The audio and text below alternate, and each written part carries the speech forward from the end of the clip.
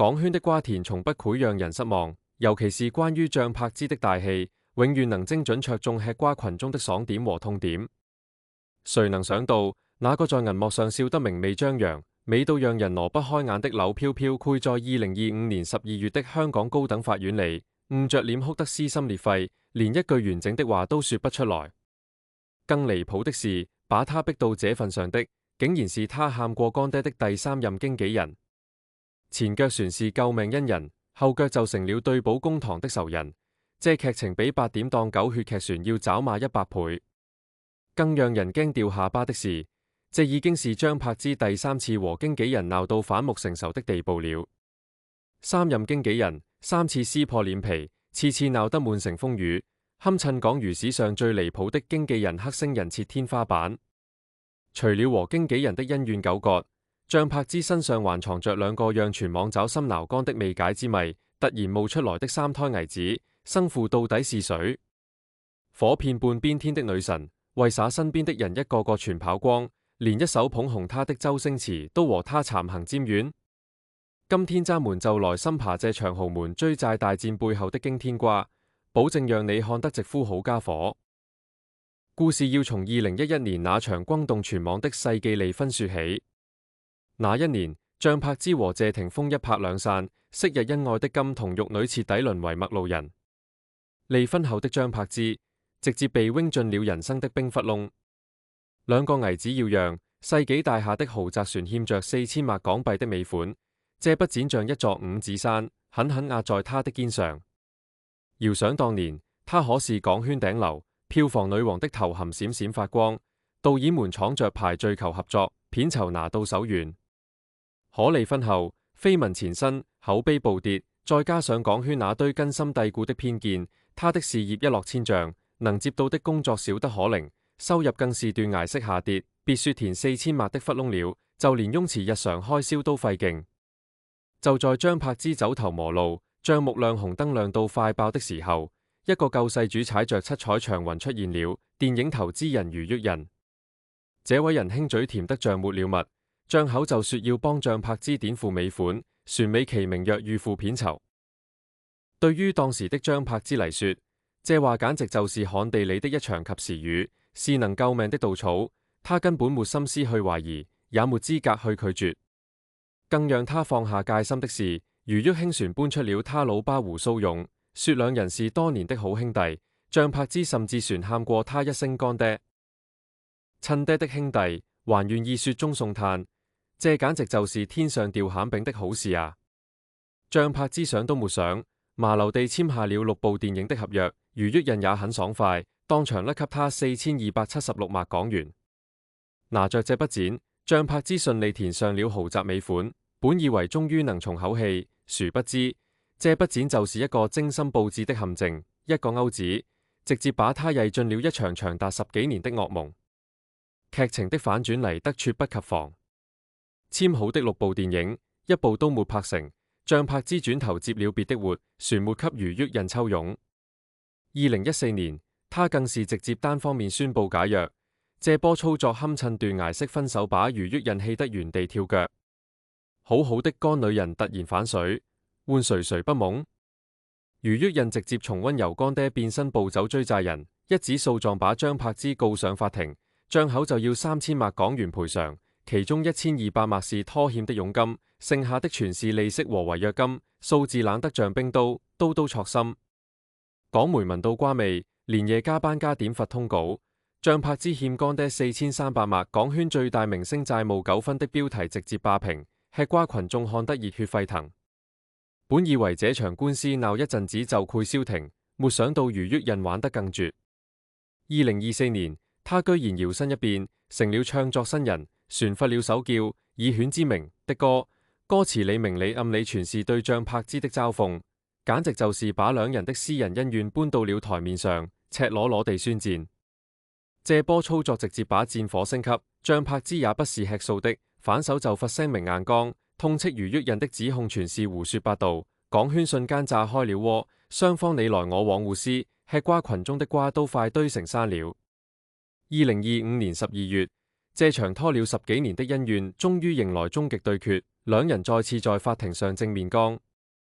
余旭印這邊火力全開，控訴張柏芝簽了8年全球獨家經紀合約，拿了4276萬片酬卻不拍電影，船師自節活拒付佣金，妥妥的違約行為。張口就要1276萬港元賠償，那架勢仿佛在昭告全港，自己才是那個委屈巴巴的受害者。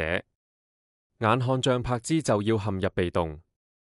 他的律師直接甩出訛詐，那份所謂的獨家經紀合約簽名根本不是張柏芝本人的筆跡。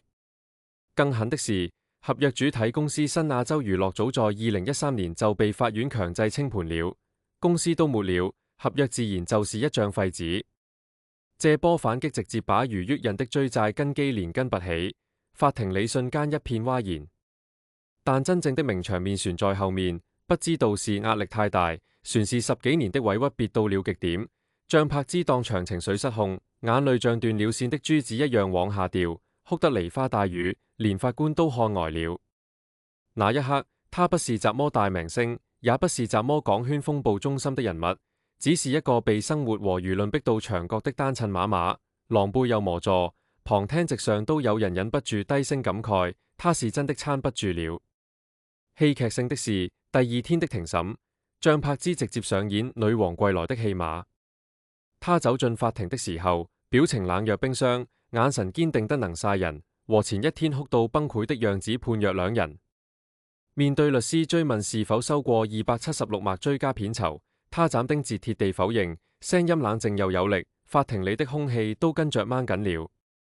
當律師拿電影票房不佳的媒體報道來刁難他時，張柏芝直接火力全開回罪，自問對方票房好壞的定義是什麼，為啥要拿不負責任的報道在法庭上混淆視聽，那氣場直接碾壓全場，妥妥的絕地反擊名場面。第一天哭到崩潰，第二天霸氣回罪，這反轉簡直比過山車船刺激。誰能想到，這場看似簡單的追債官司，背後竟然藏着這麼多狗血劇情。但這船只是張柏芝人生大戲的冰山一角，圍繞在他身上的3個未解之謎，才是真正讓全網找心撓肝的存在。第一個謎，為啥他和3任經紀人都鬧到反目成仇？初代經紀人朱永龍是張柏芝哥哥的朋友，也是他出道後的第一個引路人。1999年，喜劇之王讓19歲的張柏芝一夜爆紅，可紅了之後沒多久，兩人就因為分成問題鬧崩，一個覺得自己是天后拿太少，一個覺得對方脾氣太倔難伺候，鬧得不可開交。離譜的是，後來朱永龍遭遇劫匪中傷，張柏芝居然第一個跑去慰問。朱永龍傳說兩人船是朋友，這波操作直接把吃瓜群眾看懵了，到底是真情義船是塑料情，未人說得清。第二任經紀人向太更是把母女情深演成了反目成仇的經典戲碼。想當年，向太有多寵張柏芝？合照風波時動用所有資源護着她，給她最好的資源和曝光，把她當成親女人一樣痛。可2015年，兩人突然決裂，向太連發數條動態炮轟張柏芝，說她愛說謊、不敬業、耍大牌，言辭犀利得不留一點情面。從掌上明珠到最討厭的藝人，這反轉簡直比翻書船快。再加上現在的余旭印，3任經紀人，3次決裂，次次鬧得滿城風雨，讓人忍不住懷疑，到底是張柏芝不好帶船，是這些經紀人各懷鬼胎。第二個謎，3胎危子的生父到底是誰